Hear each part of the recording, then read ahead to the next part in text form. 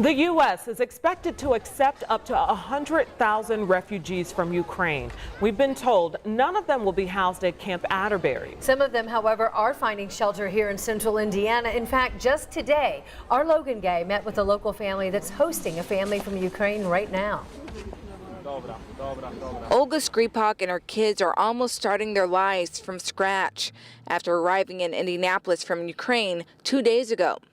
While in Ukraine, she and her family were forced to run to a bomb shelter several times a day, not knowing what life will look like when they came out.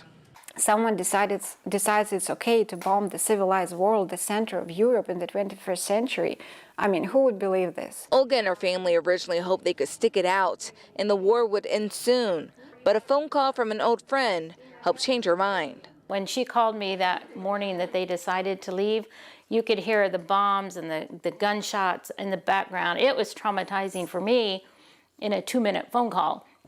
I can't imagine what it was like for them day after day after day. So I didn't care what we did. I'm like, we're getting you here. Olga and Becky Gleff have been friends for more than 20 years. They met while Becky was a missionary in Ukraine. Together, Becky and her husband Randy helped make the arrangements to get Olga and her kids to the United States. Her husband stayed behind to help their community.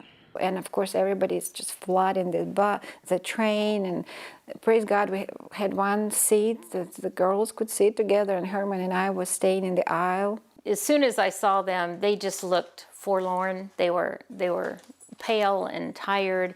After such a long journey, Olga and her children are settling in with the Gleffs in Indianapolis. She says being here has restored some of her faith in humanity.